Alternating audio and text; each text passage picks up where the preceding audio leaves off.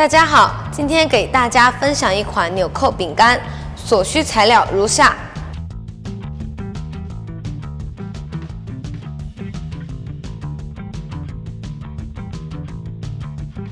第一步，将黄油进行软化。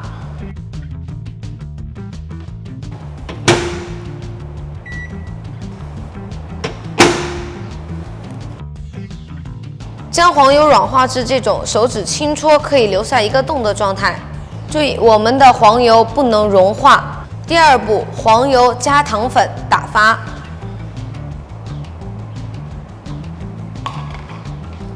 我们打发黄油呢，都是用到中高速打发，打发至黄油颜色变浅，体积蓬松。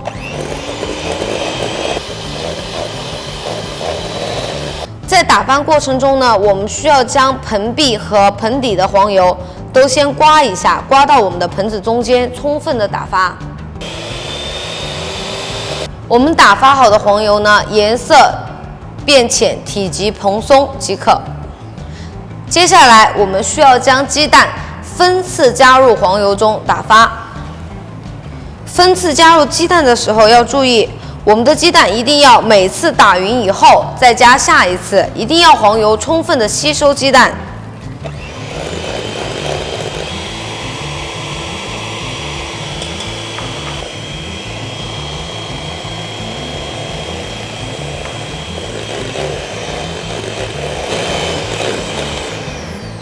3次鸡蛋打完以后，我们也需要将盆壁再次刮一下。确保黄油和鸡蛋完全打匀，将打发好的黄油放旁边备用。我们要混合低粉、盐、泡打粉，稍稍搅拌即可。将面粉加入打发好的黄油中，压拌均匀。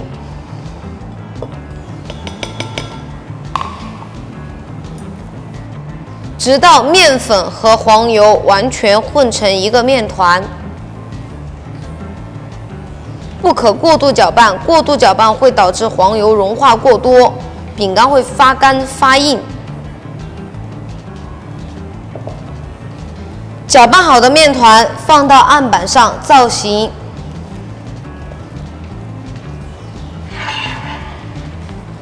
取一些膏粉作为手粉，防止粘连。如果天气过热，面团比较柔软的话，可以放到冰箱里面稍稍冷藏10分钟以后再取用。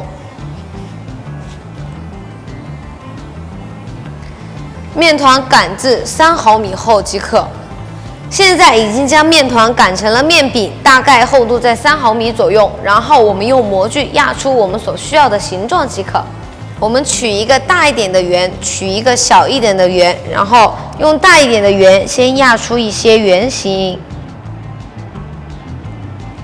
再用小圆在大圆的中间位置轻轻压一个痕迹，但是不要压透。用我们的牙签在小圆中戳4个洞，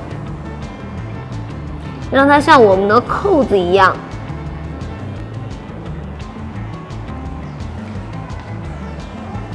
饼干放入预热好的烤箱中烘烤15分钟。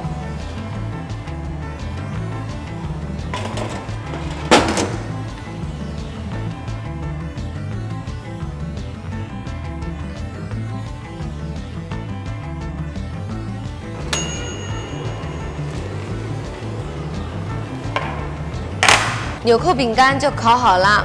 接下来我们讲一下在制作纽扣饼干时候的注意事项。首先，第一点，在制作的时候需要注意黄油软化的状态，不可将黄油融化。融化以后的黄油没有办法再次打发。第二，为什么我们要使用糖粉？是因为糖在黄油中是没办法搅散，只有用粉状的糖才可以和黄油完全混合均匀。第三，鸡蛋一定要分次加入，确保我们的黄油能够每次吸收好。第四，粉类加入的时候需要进行一个压拌，不可以进行揉搓，揉搓会导致我们的面筋起筋，起筋以后饼干会发干变硬。最后烘烤的时候注意，饼干微微上色即可，不可烤得过焦。今天的分享就到这里就结束了，下次再给您带来更加简单美味的小点心。